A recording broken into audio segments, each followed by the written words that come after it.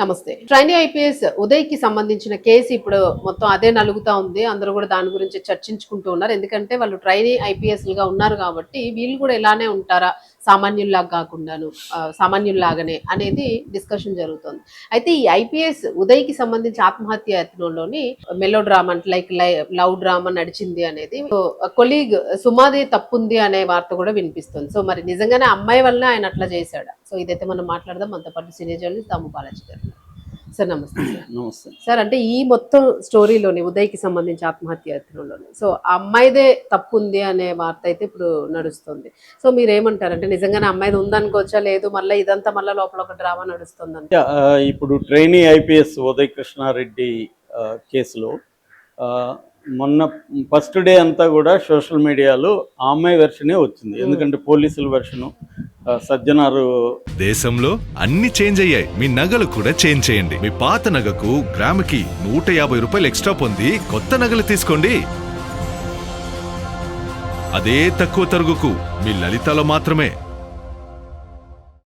సీరియస్గా తీసుకొని ఇద్దరు ఏసీపీని ఈ కేసుని డీల్ చేయడానికి పెట్టడం అత్తాపురం పోలీస్ స్టేషన్లో ఆమె కంప్లైంట్ ఇవ్వగానే సయీద్ తారిక్ అండ్ కృష్ణమూర్తి ఇద్దరు ఏసీపీలను పెట్టారంటేనే ఎంత ఇంపార్టెంట్ ఈ కేసు. మామూలుగా ఏసీపీ స్థాయి వాళ్ళు ఇద్దరిని పెట్టడం జరగదు.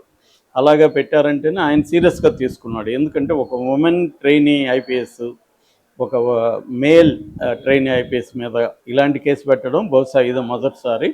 సో ఈ సర్దార్ వల్లభాయ్ నేషనల్ పోలీస్ అకాడమీలో ఇది ఇలాంటివి జరగలేదు ఇప్పటివరకు. సో అందువల్ల సీరియస్గా తీసుకున్నారు. మామూలుగానే జనరల్గా ఏంటంటే ఐఏఎస్ ట్రైనింగ్లోని లవ్ అఫేర్ నడిచి వాళ్ళిద్దరు పెళ్లి చేసుకుంటుంటారు. అందుకే మనకి చాలా మందిని చూస్తే ఐఏఎస్ భర్త ఐఏఎస్ వీళ్ళే ఉంటారు. ఎందుకంటే అక్కడక్కడ లవ్లు చేసుకోవడం వాళ్ళ ట్రైనింగ్ పీరియడ్లోనే పెళ్ళిళ్ళు చేసుకోవడం జరుగుతుంది. చాలా వరకు అలాగే ఉంటాయి.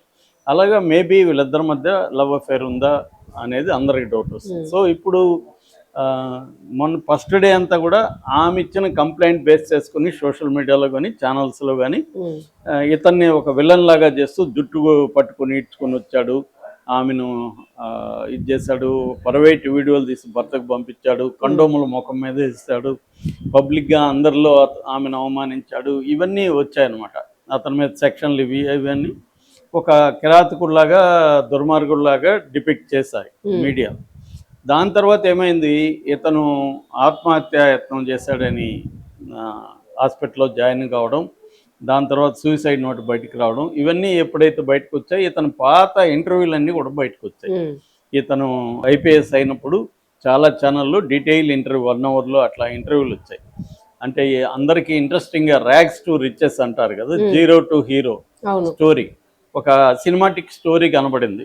అంటే ఒక పేద కుటుంబం, రెడ్డి అయినా కూడా పేద కుటుంబం, అది ప్రకాశం జిల్లా పేద కుటుంబం, వాళ్ళ అమ్మ నాన్న చిన్నప్పుడే చనిపోయారు, బామ్మ పెంచింది, దాని తర్వాత కూరగాయలు అమ్ముకోవాల్సి వచ్చింది, గవర్నమెంట్ స్కూళ్ళలో చదువుకున్నాడు, కావలి జవహర్ భారతిలో చదువుకున్నాడు, అక్కడి నుంచి కానిస్టేబుల్గా చేరాడు, కానిస్టేబుల్లో అవమానాలు ఎదుర్కొన్నాడు. ఆఫ్టర్ ఆల్ నువ్వు కానిస్టేబుల్వి, నీ ప్లేస్లో నువ్వు ఉండని సీఐ అనడంతో 5 ఏళ్ళు పనిచేసిన కానిస్టేబుల్ ఉద్యోగాన్ని వదిలేశాడు. మామూలుగా అయితే అది ఉద్యోగం వదలడం అంటే మామూలు విషయం కాదు, గవర్నమెంట్ జాబ్ రావడం. సో అలాంటి స్థాయిలో కూడా అతను ఒక రిస్క్ తీసుకున్నాడు, ఉద్యోగం వదిలేశాడు. ఇంత చేసి మళ్ళీ ఐపీఎస్ కూడా మొదట్లో రాలేదు ఇతనికి. ఫస్ట్ ఇంటర్వ్యూ వరకు వెళ్ళగలిగాడు కానీ 9 మార్కుల తేడాతో అక్కడ పోయింది. మళ్ళీ పట్టువదలని విక్రమార్కుల్లాగా 4 సార్లు ట్రై చేసి 780 ర్యాంక్ వచ్చింది. మళ్ళీ అది సరిపోదని మళ్ళీ రాశాడు, మళ్ళీ రాసి 360 వచ్చింది. ఢిల్లీలో తీసుకున్నాడు, మళ్ళీ ఇక్కడ వచ్చి హైదరాబాద్లో కోచింగ్ తీసుకున్నాడు. ఇవన్నీ అతను ఎంతో కఠోర శ్రమ చేశాడు. తర్వాత అతనికి కొంత సపోర్ట్ సిస్టమ్ కూడా ఫ్రెండ్స్ రూపంలో దొరికింది. వీళ్ళందరి సహాయంతో అతను ఐపీఎస్ అయ్యాడు. సో అందువల్ల ఈ స్టోరీ అంతా ఎప్పుడైతే బయటకు వచ్చిందో జనాల్లో సింపతి వచ్చింది. రెండోది తెలుగు వర్సెస్ కన్నడ. అమ్మాయి కన్నడిగా, ఇతనేమో తెలుగోడు. సో మనోడిని ఆ అమ్మాయి ఇరికించుండొచ్చు అన్న ఒక యాంగిల్ బయటకు వచ్చేసింది. సో ఇది వచ్చిన తర్వాత మనం పరిశీలిస్తే ఇతను సూసైడ్ నోటు, ఆ అమ్మాయి ఎక్కడ బయట మీడియాతో ఇప్పటి వరకు ఆ అమ్మాయి కానీ ఆ అమ్మాయి భర్త వెంకటేశ్వరన్ కానీ ఇంకెవరు కానీ ఆ అమ్మాయి తరఫున మాట్లాడట్ల. ఇతని తరఫున ఆల్రెడీ వీళ్ళ బ్రదర్ ప్రణయ్ కృష్ణారెడ్డి, వీళ్ళ ఫ్రెండ్ ఒక అతను మాట్లాడుతున్నారు ఛానల్స్తో. సో అంటే ఇతని వెర్షన్ ఇప్పుడు ప్రముఖంగా బయటకు వచ్చింది. ఇతని వెర్షన్ ఏంటంటే ఆ అమ్మాయికి నాకు 1 year నుంచి ఫిజికల్ అండ్ ఎమోషనల్ అఫేర్ ఉంది. అయితే అమ్మాయికి పెళ్ళి అయింది. పెళ్ళి అయినాక కూడా అమ్మాయి నన్ను ట్రై చేస్తుంది. నేను వద్దన్నాను. అమ్మాయి బలవంతంగా నాకు కోరికలు ఉన్నాయి, నా వల్ల కావట్లేదు, నేను నా రూమ్కి రావడానికి ట్రై చేసింది. అలాగే వచ్చి నన్ను ముద్దు పెట్టుకుంది. అవన్నీ నేను వీడియో తీశాను. నా దగ్గర మొత్తం డీటెయిల్ ఆధారాలు ఉన్నాయి. సో దీనంతా వాళ్ళ హస్బెండ్కి కూడా నేను పంపించాను ప్రూఫ్ కోసం అని అతను.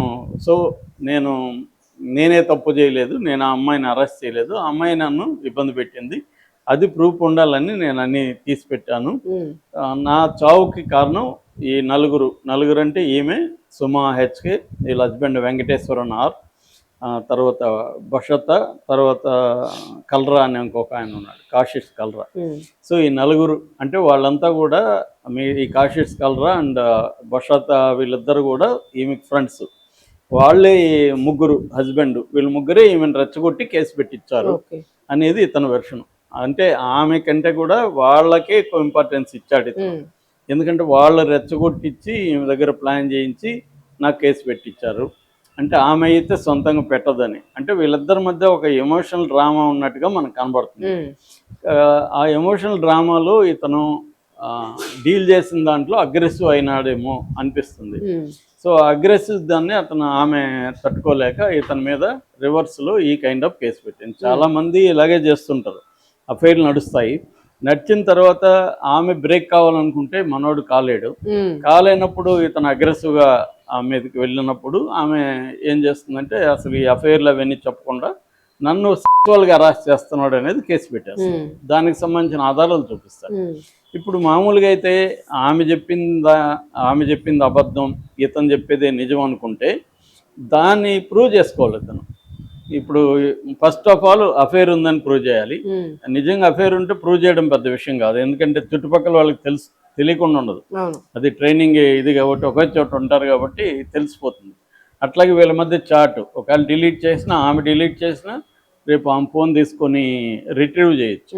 సో ఇద్దరి మధ్య సెక్స్ కలిసి ఎమోషనల్గా ఉంటే చాట్లు చేసుకుంటారు, ఫోన్లు చేసుకుంటారు కాబట్టి అదంతా బయటకు వస్తుంది లీగల్గా. తర్వాత ఒకవేళ అఫైర్ ఉన్నా ఇతను చెప్పే దాంట్లో ఫస్ట్ పార్ట్ వాస్తవం అనుకున్నాం, అఫైర్ ఉండొచ్చు.